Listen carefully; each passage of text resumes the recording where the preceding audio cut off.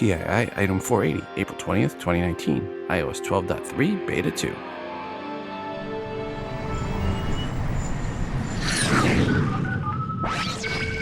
Welcome to Today in iPhone. I like it a lot. Today in iPhone. Hey, Google! Oh, yeah. My beautiful iPhone, which I never have out of my hand and that I do everything with and has become an extension of who I am. Today's episode is brought to you by Clear. Go to clearme.com/today and use promo code TODAY for 2 months of Clear for free. Today's episode is brought to you by Eero. To get $100 off the Eero base unit and 2 beacons package and 1 year Eero Plus, please visit Eero.com/TII and at checkout enter promo code TII. Welcome to the show. I'm your host Rob and you are listening to the Today in iOS podcast. First up, I want to thank Porter from Porter's podcast and, well, my son for sending in the music you hear in the background. Porter said, "Hey Dad, this song was recorded on iPad Pro using Garageband. The song is called Lots of V-Bucks. And I transferred it to your computer using AirDrop. Regards, Porter." Well, thanks to Porter for the music, and folks, I will put the full song at the end of the episode. I also want to thank Jim for sending in the artwork for today's show. Jim wrote the following. "Hi, Rob. Here is a photo taken on my iPhone 7 Plus, edited with Snapseed, and then transferred to my iPad Pro, and further edited with new markup editor. Thanks for your podcast. Regards, Jim K. in Morrison, Colorado." Well, thanks, Jim, for sending this in. Folks, you can see this artwork in the free tier app via the bonus button for episode 480, or at Instagram.com/todayinios, and also at Facebook.com/todayinios. If you have some artwork and or music that you have created on your iOS device that you would like to share with the audience, please email to me at todayinios@gmail.com. Please make sure to include which app or apps you use to create said artwork and or music. Longtime listeners know I do not like to talk about legal battles or lawsuits on the show until things are settled. Apple is in way too many lawsuits to talk about them. And one, they were in for many years now, and sadly one that affected consumers was with Qualcomm. And we finally can talk about it because the lawsuits are settled and the two have entered into a 6-year license agreement and a multi-chipset supply agreement. Apple really had no good options on their side for this.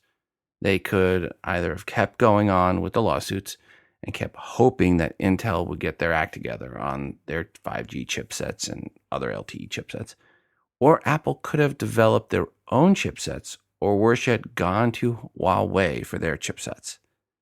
But those last three options left Apple with substandard product or product with questionable security at best. By settling with Qualcomm, Apple gets the best chipsets for the wireless modems. And yes, they do have to pay more for them. But for us consumers, this means the iPhones will once again be back on par with competitors per a wireless performance perspective. Something with 5G we were not going to be at if Apple had not done this deal. One bit of speculation is that the settlement will also cover software patents, and if so, then there is the possibility that Apple could make changes to iOS to optimize wireless performance and get rid of workarounds that they had to do to skirt patents around LTE. So we might see improved performance in the last couple generations of iOS devices if Apple can optimize the software and use the patents that were previously, they had to work around because of lawsuits. Again, the biggest winner in the settlement will be iOS device consumers, i.e. all of us. The next biggest winner is Qualcomm. Apple, I would put it at neutral to maybe a little positive in all of this. And then the big loser, really, without a doubt, is Intel, who Apple switched over to in the last round of iPhones, and now just announced after the settlement was announced that Intel is getting out of that part of the space. There is even some speculation that Apple could release a 5G iPhone this year. I think we're 1 year too soon. We'll see. But at least now Apple has access to the Qualcomm 5G chipsets, so it is possible that the 2019 iPhones could be 5G iPhones. So what is new with Beta 2 of iOS 12.3, which was released since the last episode? Well, Epics was added as an option as one of the new TV apps in the new Apple TV app. So it's one of the channels that are now available. So this joins Showtime, Smithsonian, Stars, and Tastemade that were there in the Beta 1. So again, Apple's new TV app, they have the channels. They're still not working though. When you do add them, it takes you out to the third-party apps. But eventually, when it's working right, you'll be able to consume right there inside the Apple TV app. There were also some small updates to the Wallet app, moving around some icons. And in Beta 1, there was an issue when using the Apple Pencil on the iPad. Palm injecting was not working. It's now working in Beta 2. There were other bug fixes, as Beta 1 had lots of reports of media content playback issues and other crashes. Beta equals bugs, beta equals bugs. Remember that, folks. The second beta squashed many of the bugs that were in the first beta, and of course, optimized things. I did go side by side between iOS 12.2 and iOS 12.3 betas 1 and 2 to see if there was any other changes in the settings app or any other features were added, and it was very, very little changed. It really is mostly just about bringing the new Apple TV app into iOS 12.3. So when Apple's ready to launch that, which should be right around WWDC, we should see 12.3 go live. But yeah, overall, not real exciting round if you're not into the Apple TV app. And even there, it's not fully functional. Additionally, since the last episode, Apple also released watchOS 5.2.1 Beta 2. All posts on the beta start and or end with, quote, "It is not clear what was updated," unquote. And assumptions are that it was just bug fixes and optimizations. And finally, Apple also released tvOS 12.3 Beta 2 since the last episode. And yawn. Bug fixes and optimization is all anyone can say about it, too. Switching gears. So now that Apple's March event is past us, people have started digging for the devils in the details, and Apple Card is the first place those shovels went. So quick recap from the event. The Apple Card was talked about where you would be approved in minutes, up to 3% cashback, typically 1 or 2%, no late penalties, and virtually no additional fees that you would get. First thing to note, there is still an approval process for the credit card. So while most people that own an iOS device will be approved, it does not mean all will be approved. How quickly that approval process happens for most will be something I am sure we will be reporting on more in the future. While Apple said in the presentation there is no limit on the amount of daily cash rewards you can earn, in reality, it is still a credit card with a credit limit, so you will be limited by your limit on what you can spend and hence what you can earn. As with any credit card, if you do not pay off the balance, there will be interest to pay. And as with any credit card, don't pay interest. Pay it off each and every month. Pay it off on time. If you don't, start listening to Dave Ramsey. Do not pay a dime on interest. Actually, Dave would say don't even have a credit card. Okay, that is what you should do. But there will be some that don't do this and pay only a portion of their balance. Shame on you. And hence will pay interest. And the interest rates are being touted as being low or lower, kind of the lowest in the industry. But that didn't mean much and didn't say much. And looking into the fine print, some people say the following was found. Variable APRs will range from 13.24% to 24.24% based on your credit worthiness or lack thereof for that latter rate. That is rates as of March 2019.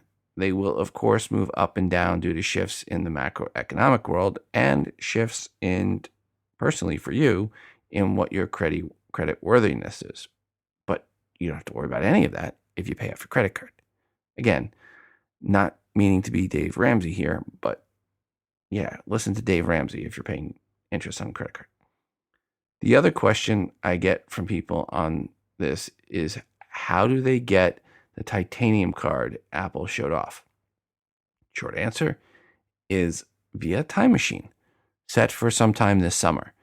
You can go to apple.com and find the Apple Card page, and you can sign up to be notified. But right now, it is sometime between end of June and end of September for when you can expect to be able to sign up for the Apple Card. There is a Notify Me button on the Apple site when you get to that page, that if you click that, you can get on a mailing list to be notified once it is available. So I would recommend you do that. I did sign up for it. And once we have more info, we'll let you know. As you also know from listening to this show, I have to travel for work, sometimes a lot. In the past 7 weeks, for example, I visited Orlando, New York City, Anaheim, San Jose, San Francisco, and Las Vegas. Traveling is always full of anxiety and stress. And today's sponsor helps in reducing some of that stress and anxiety, and that is Clear. With Clear, you reduce anxiety by being your own ID. If you lose your government-issued ID or your ID expires on you, it's okay because you use your eyes or fingertips to get through security, similar to unlocking your iOS devices. And with Clear, you are expedited through the security process, getting you to your gate even faster, and that is a big stress reliever. Clear is the absolute best way to get through airport security. It works great with PreCheck too. So right now, you can get your first 2 months of Clear for free. Please go to clearme.com/today and use promo code today. That's CLEARME.com/today and use promo code today for your free 2 months of Clear. You create your account online before going to the airport. Then you finish enrolling when you get there with the help of a Clear ambassador at the airport. I went through the process at the Las Vegas airport. It took less than 5 minutes for the whole process. And you can use Clear not just at airports. Clear helps you get through security faster at over 40 airports and stadiums around the country, with more being added all the time. Again, for me, the part where you are the ID is the biggest anxiety reliever. I have seen people at airports breaking down, crying because they lost their ID and then were going to miss their flight home. That is why I carry extra ID with me when I travel. But if they are all stolen or lost, I would still be able to get home now with Clear.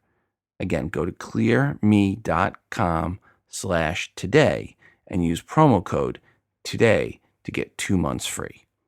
Don't forget the TII Google Plus community was moved to MeWe, but the URL to get there has not changed. Go to todayandios.com/community to join fellow TII listeners and other Apple fanboys and girls in an Android fanboy free zone and spammer free zone.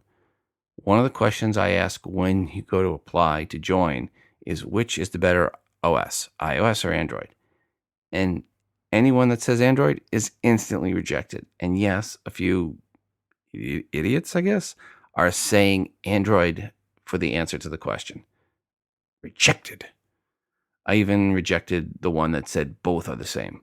Look, the community is meant for iOS enthusiasts to come together, ask questions, and not have to worry about a group of idiots going, well, you should just get an Android device, as the answer to every question or comment or concern, which you used to see in some of the other Apple communities on the Google Plus side when it was still active and anyone could join one of those communities.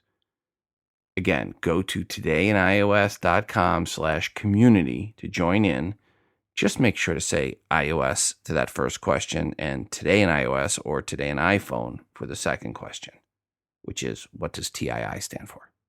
Hey Rob, this is Justin from Pennsylvania. I'm calling to answer the guy is looking for the ability to check the phone percentage of the phone while it's charging from his watch. There is a Siri shortcut. If you actually look for it and you can search it. I think mine, I got it from a Reddit Siri shortcut community, and I just added it. So I don't know exactly all the steps it does, but you can then set it up with the HEY Siri, and basically what you do is you just say, watch, hey Siri, battery level, blah, blah, and then it does give you the percentage without having to go look at your phone. So it works really good. So I have no complaints about it. So I recommend it. So thank you very much, Rob. Have a great day. Bye. Justin, thanks for the voicemail. And then we had this email come on this. Hi, Rob. Here's the answer to the question for the gentleman concerning getting the battery level from his phone to his watch.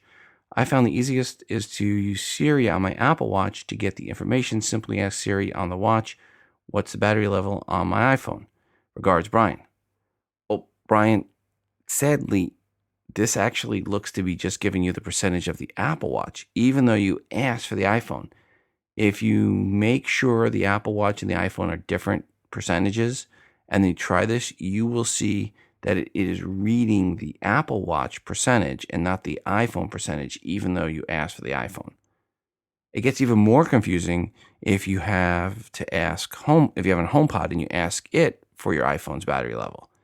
Siri will then reply, quote, there is no battery here, but you can ask me about the battery life of your other devices, unquote, which sure makes it sound like you can check your iPhone's battery life. But sadly, that is not what HomePod Siri is talking about. HomePod Siri is talking about devices you connected to it via the Home app, like a thermostat or other IoT devices that do have a battery in it. So sadly, you can't use HomePod Siri to check your iPhone's battery life. I had a couple of people recommend a free app called Battery Life, 2 words. To get this, go to your Watch app on your iPhone. Go to the bottom, click search in the App Store for the Apple Watch, and then search for Battery Life, 2 words, then install it. Once installed, you can go open it from the Apple Watch, and it'll give you the battery life of your iPhone. It does have some in-app purchases for added features, but if your primary goal, which is what the original question was about, is to check your iPhone's battery life or level, it will give you that for free. Thanks all that recommended battery life. I've been using that, and that seems to work pretty well. Here's another one that was also recommended. Hi, Rob. I found this really neat Apple Watch app a couple of months ago. I was searching for an app that would notify me on my iPhone when my Apple Watch had completed charging. This one does that and more. Once notifications are enabled, it will let the user know when either the iPhone and or the Apple Watch has reached 100% charge. Better yet, it has a Series 4 watch complication that continues to display the status and percent of the charge on both the iPhone and the watch in the same complication. The complication refreshes every time you switch watch faces or if you click on the complication and click updates. The notification of 100% charge is not instantaneous, but at least you find out within a few minutes that the event occurs. I love this app because it met a need of mine to know that charge status of my watch, primarily because I wear my watch during the night for sleep tracking using the Sleep Watch app, and I charge my watch during the day at times convenient for me. I think your podcast listeners will really enjoy this watch app complication that I have. And then again, that's called Battery Phone, 1 word. So Battery Phone, 1 word. And you can get that in the iOS App Store. And that's from Ray. And he says, regards, Ray. So thank you, Ray, for the heads up on that. Hello, Rob. It's Daniel from Wisbech, Cambridgeshire. I've just been listening to episode 479. First time I've ever got it right. I even checked. It is indeed 479. The last episode. It's lovely that you're busy at work. No need to apologise, mate. The service that you provide is second to none, and we wait patiently, like begging dogs for the scraps off any table that you feast at, buddy. Now, on to other news. It's been a little while since you've been around, so I've got a lot to say. I bought the new Apple Watch. I bought the new MacBook Pro with Touch Bar. I'm only mentioning it. I know this is iOS, but I'm mentioning it because I put my rucksack on and I've got a little zip down the side. The thing flew out. It hit a cupboard, hit the floor, and all it's done is dent the aluminium,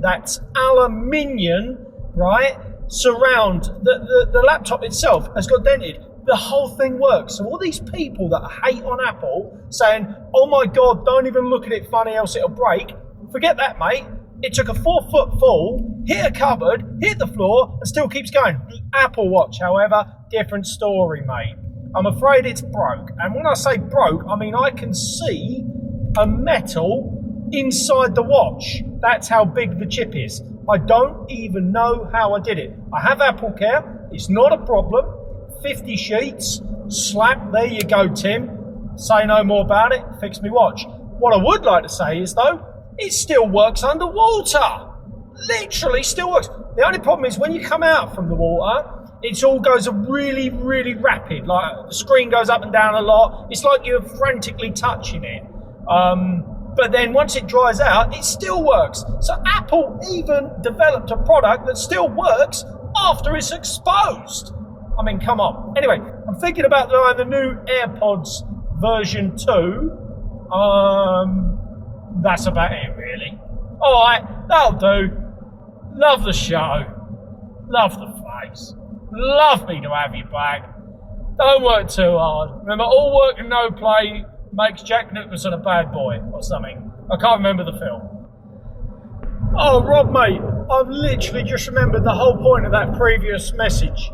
Now, the reason why I wanted to do it is because I think I've worked out how to fix Siri. Right, here's what you do, yeah?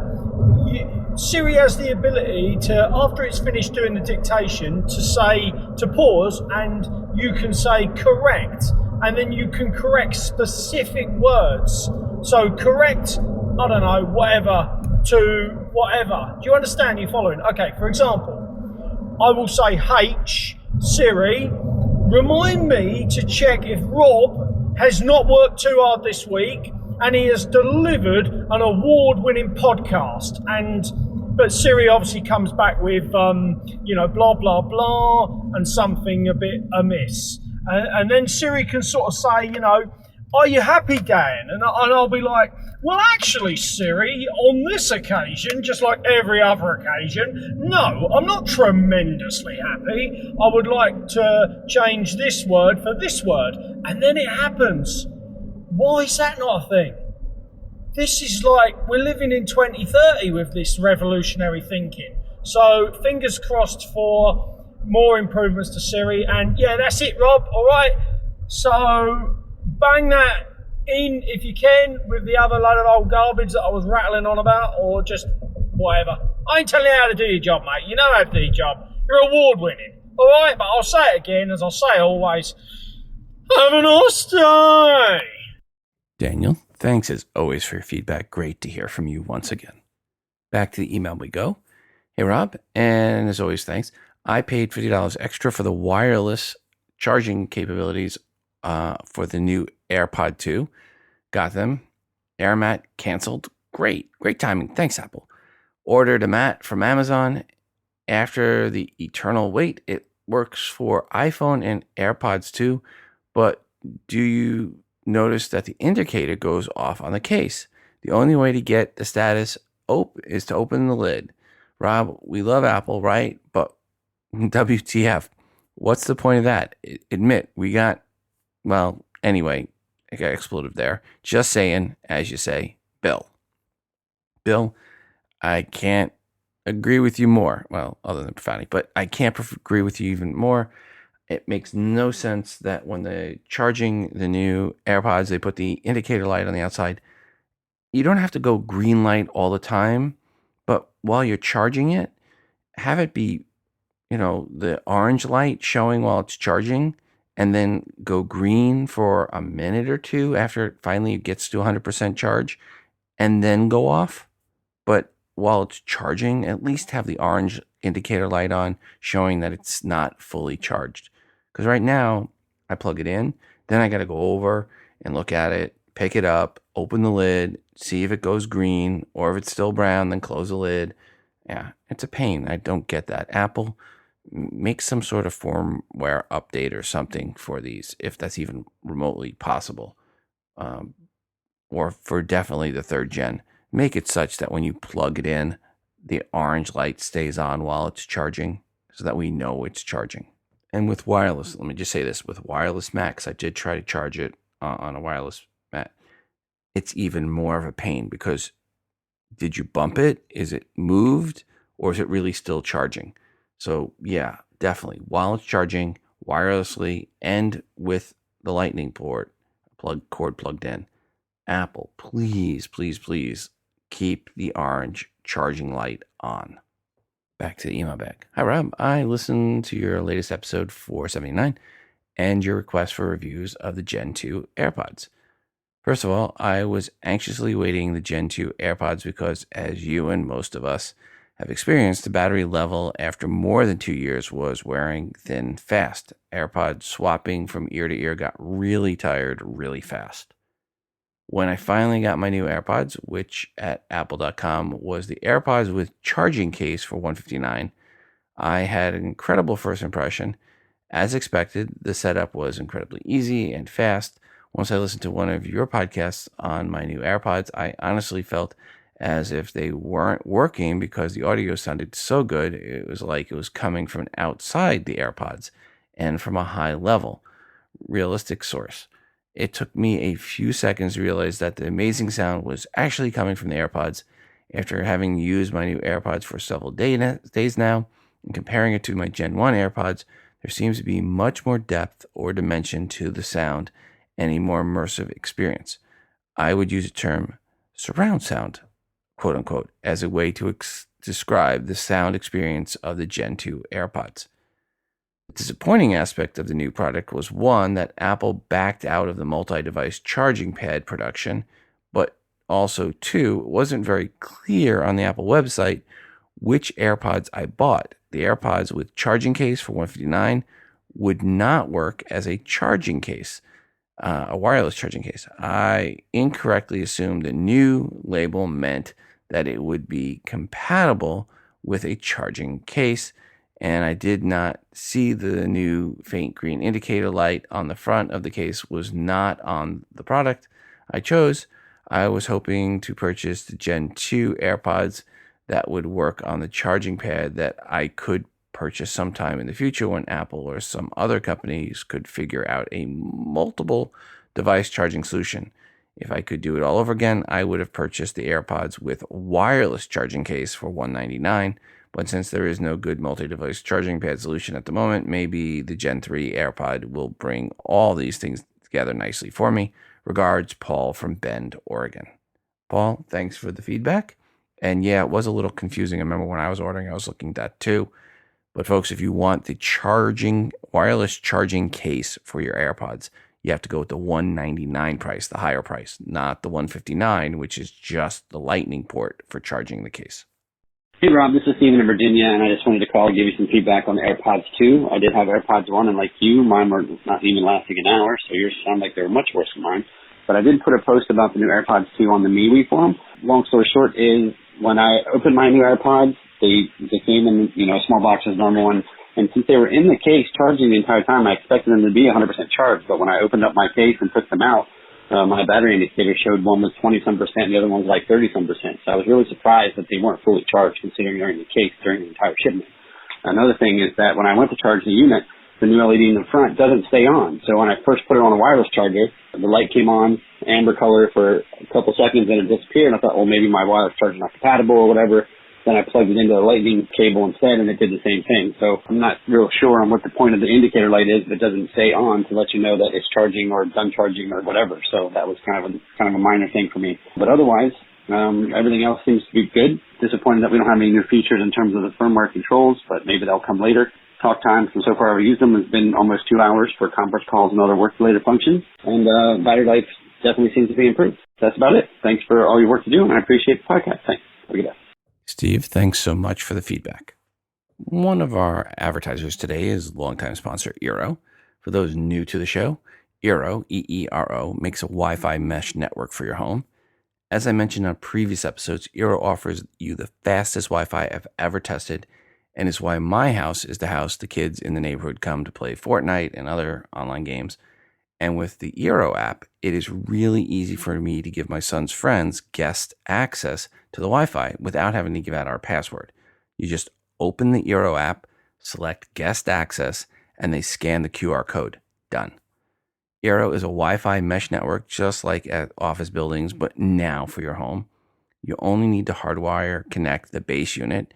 The beacons you just plug into a wall outlet, and they even have a nightlight. Never think about Wi-Fi again. To get $100 off the Eero base unit and 2 beacons package and 1 year of Eero Plus, please visit eero.com/TII and at checkout enter promo code TII. With Eero Plus, you get total network protection with the ability to block malicious and unwanted content across your entire network. You get advanced security, content blocking, and ad blocking. Eero even automatically pushes out software updates that make sure you have the latest security protection for your home network. And the units also have a new Thread radio for low power devices like my Ring doorbell and other Wi-Fi enabled IoT devices. Again, to get $100 off the Eero base unit and 2 beacons package and 1 year of Eero Plus, please visit eero.com/TII and at checkout, enter promo code TII. As I said before, this is the best Wi-Fi I've ever tested or heard of. Thanks, Eero, for supporting this show. I read an article back in September about how Apple thrived in a season of tech scandals. It talked about how Apple's business model of selling products and services rather than selling the users to advertisers meant Apple was uniquely positioned to make privacy an important part of their products and services, something that would go against the business models of Google and Facebook, for example. Since that time, Apple has gone out and yanked the dev licenses from Facebook and Google for a period of time to drive home the point that they will not let anyone, no matter how big they are, release apps that messes with Apple's customers' privacy. And here's the thing that people are not talking about yet: CCPA, which is like GDPR, but a little tougher, and something that will impact advertising-based models at least a little. And in California, come January 1st, 2020, which is when CCPA, which stands for California Consumer Privacy Act, kicks in. This makes the collecting and sharing of personal data, and more importantly, household data, an opt-in only function. I bring this up because I had a call last week with a company that's looking to get private data of podcast listeners. And when I pointed out in podcasting, there is no option to opt in, their response was, well, Apple will not be king of podcast space forever.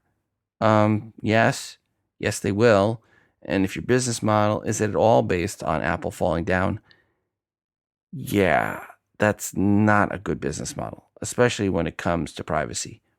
FYI, don't worry, we are never going to let that company have access to listeners of this show or any others. I also hear people say that the pendulum has swung all the way on privacy and it'll come back. I don't think so. I think with GDPR and CCPA, they're the beginning of the privacy protection, not the peak of it. Pendulum's got a lot further to swing. Apple is very well and uniquely positioned to spearhead privacy for their users. They know this, and they made it clear in the last keynote, mentioning privacy over and over in each segment of the presentation. And here's a quote from Tim Cook. He said the following, quote, "I'm speaking to you from Silicon Valley, where some of the most prominent and successful companies have built their business by lulling their customers into complacency about their personal information," unquote. That was not said this year or last year or the year before. It was said 4 years ago, back in 2015. Since then, Apple has stood up to the FBI, which the FBI clearly lied about the need for a backdoor and tried to throw Apple under the bus of public opinion, and FBI failed. Apple has stood up to advertisers, and privacy concerns are not new for Apple. They're not jumping on the privacy bandwagon. They built the privacy bandwagon, and going forward, that will serve Apple and us users of Apple products very well. And if you are an investor in Apple, it will serve you maybe even a little better. 2020 will be a big year for privacy concerns. Even the latter part of 2019, you're going to hear about it more and more as well. And 2020 will be a great year for Apple as all those privacy things come to head, especially as we get into the election cycle. Switching gears to some rumors. First, let me say, when it comes to any rumors around the iPhone SE or SE2, I am a sucker for them, as my wife's iPhone SE is acting up. It's old, and she wants a replacement, but at the same size. So I bring you the latest SE2 rumor, or really I should say the latest 10E, as in XE instead of SE, as that is what some are thinking the replacement will be called and will launch this year. This device will be roughly the same physical size as the SE, but with an edge-to-edge screen, so it will have the basic look as any iPhone 10 series from the front of it, but it will be just 4.8-inch display. It would be without the Touch ID, but it would have Face ID, and that means it will have ears or notches, depending on your perspective. It will not have wireless charging, so the back can still and should be still metal. The camera and processor, and most likely everything else, will be upgraded. Rumors are to be an A12 processor. The screen is supposedly AMOLED in one rumor, but we'll see how that happens, because that doesn't make much sense. Why not Apple go with the lower cost LCD type display like that's used in the iPhone XR? And come this fall, it's possible that Apple will replace the XR with the new 10E. If this is true, it would be good news all around. It would give you three clear sizes: the small that fits well in your back pocket and lower cost 10E for the lower end of the market. Then comes the higher price 10S, and then the really higher price 10S Max. Clearly, names would be updated for the 2019 versions of those last two, but it does look right now, at least on the rumors front, it could be the 10E for a replacement for the SE. And there are other rumors out there too that say the 10R will be back and upgraded. According to the other rumor path, quote, 2019 iPhone is rumored to look like the 2018 iPhone lineup, an LCD model with dual lens cameras, same size as the 10R, two OLED models with larger one is likely to feature a triple lens camera alongside the A13 chip, USB-C port, improved Face ID, etc. And though all models are expected to drop the 3D touch support, unquote. I like the previous rumor more. I do hope they come out with the new iPhone the same size as the iPhone SE is now, because that's what I really need to get my wife. So Apple, come on, hurry up. She's starting to complain. A little kick Sammy while they're down news here. Samsung sent out their new $2,000 folding phone to reviewers, and so far, out of the dozen or so that they sent review units to, 4 are reporting failure of the folding screen. Yikes! Typically, when I go over new iPhones, I like to report or read the last paragraph just to get the real conclusion of the reviews. And here's the last paragraph from The Verge. Quote, even though I would never buy the Galaxy Fold and wouldn't recommend anyone else does either, I'm going to keep thinking about it because there might be the start of something really new here, something really different. I just wish it wasn't also something really broken, unquote. Ouch. He would never buy it and would never recommend anyone else buy it. Well, clearly that was a fluke of a review, right?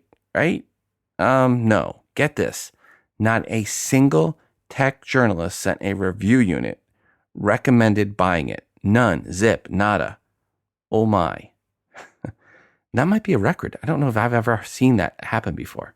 But hey, Samsung was first to market with the folding phone, which sounds only slightly more durable than a wet newspaper.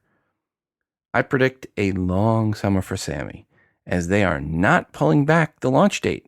They're going full steam ahead, because after all, not one of those failures resulted in an exploding phone.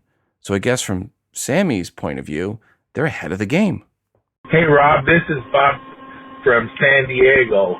The reason I'm calling is I wanted to talk about acquiring a texture from Apple and the comparison of Apple Plus to texture. There's a couple of things that I'm going to miss and not have with this ending of texture. First of all, I'm able to open texture on my older operating system on my iPad. I've got several paint editing programs that don't run on anything past OS 10, which are really nice. I don't want to upgrade that iPad for that reason, but I also use that iPad for texture, which works fine. But the problem with the News Plus is it will only run on the most current Apple operating system, so I will not be able to use it anymore on that. The other thing is with texture, you can share your texture up to 5 installations. So I have it on different locations, but I also have it shared with my girlfriend who's she's not on the same family network as me, so I'm able to share that with her the way that texture works as far as sharing the subscription. But Apple will not work unless you're sharing it with somebody that's on the same family sharing network. So in that way, it's not as good as texture either. So I'm not real happy with the update of texture to the News Plus because it's making it so I'm not going to be able to read all the magazines where I would like to. I'm going to only be able to do it on 2 of my devices now. Anyway, that's all. Thanks. Bob, thank you for that feedback. Into the email we go, and this one's covering all of the Apple event items. Hi, Rob. I thought I'd give you my comments on the new services Apple announced. Of the 4, I'm most excited about the Apple Card. Although being in Australia, I may have to wait a bit longer, or the longest for that one. With Apple Pay having 99% retailer acceptance here, I use my Apple Watch to pay for everything except for those rare exceptions that require cash only. I don't have access to a cash back card currently, so the 2% on Apple Pay and 3% on Apple purchases sounds great, and I'm not worried about the interest rate as I don't intend to pay any interest. Good for you, if possible. They didn't mention if in the keynote anything about the card having an interest-free period, like a lot of cards do here. I'm not sure whether that's a common feature in the American cards or not, but here you can often get up to 55 days interest-free, which applies if you pay off the balance in full each month.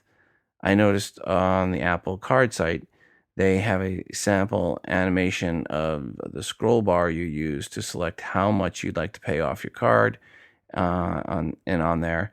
And if the amount you're paying exceeds 70% of your balance, it shows you as owing 0 interest.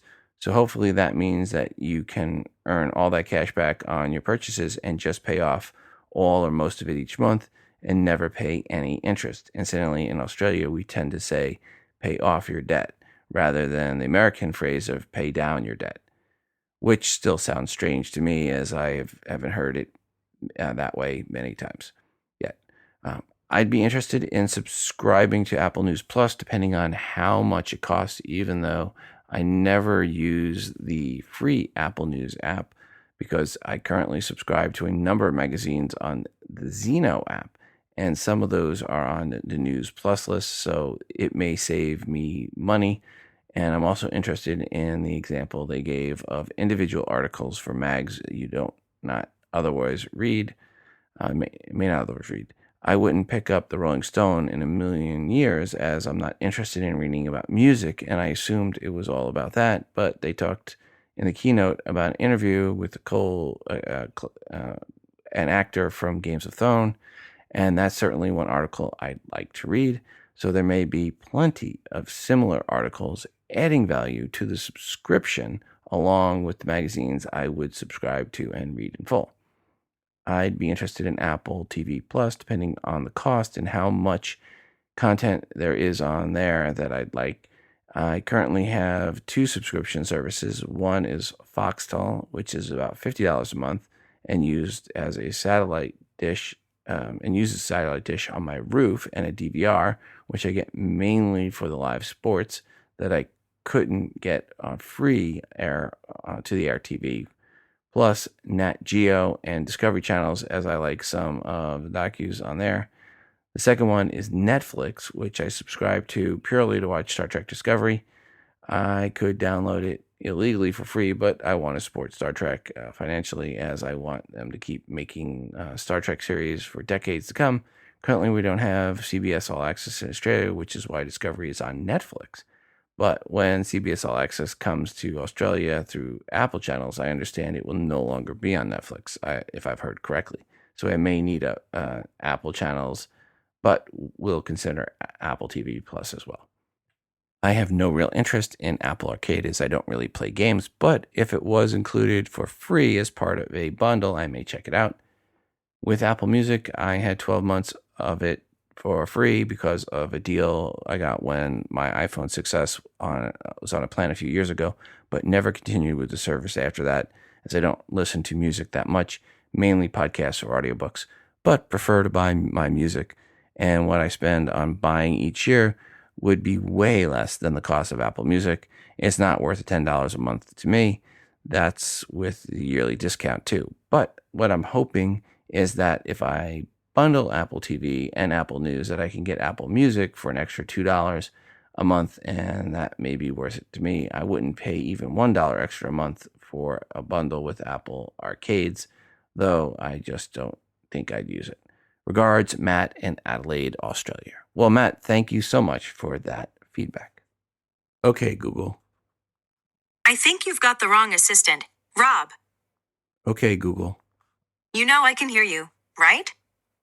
Okay, Google. Wow. Awkward. Today's show was again brought to you by Eero, which is by far the fastest and best Wi-Fi I've ever tested. To get $100 off the Eero base unit and 2 beacons package and 1 year of Eero Plus, please visit eero.com/TII and at checkout, enter promo code TII. And before we go today, I want to remind you to send in your feedback to the show. It's 206-666-6364. That's 206-Moondog. Or record your feedback and email to the show at todayandios@gmail.com. Feedback can be a question or comment per something someone said on this episode, or it can be a question or rant you have about something else, an app, a product review, good or bad. As long as it is iOS related, it is welcomed. I'm always looking for new artwork to feature on the show that you've created on an iOS device. Just put some TII branding on it and send it in. And of course, we're always looking for more music created on an iOS device to play on the show. This is your show, and your feedback is greatly desired. Also, don't forget to check out our moderated MeWe community by going to todayinios.com/community. A quick reminder, if you are an app developer or an iBook author, email me if you want your app or iBook featured in the promo giveaway segment for free. We just need 5 promo codes or more to give away. Simply email me at todayinios@gmail.com and please include a 60-second or less audio review of your app or iBook indicating you are the dev or the author. Also, when you send in the promo codes, please make sure to let me know when they expire. Once again, today's episode was sponsored by Clear. Clear's the absolute best way to get through airport security. Right now, you can get your first 2 months of Clear for free. Please go to clearme.com/today and use promo code TODAY. That's CLEARME.com/today. Promo code TODAY for your free 2 months of Clear. And finally, check out the TII app, which is free to you. Search for TII in the iTunes App Store. It's the best way to consume the show and to get push notifications each time a new episode of TII is released. It's fully voiceover friendly, of course. Please go right now and download the TII app or get the update.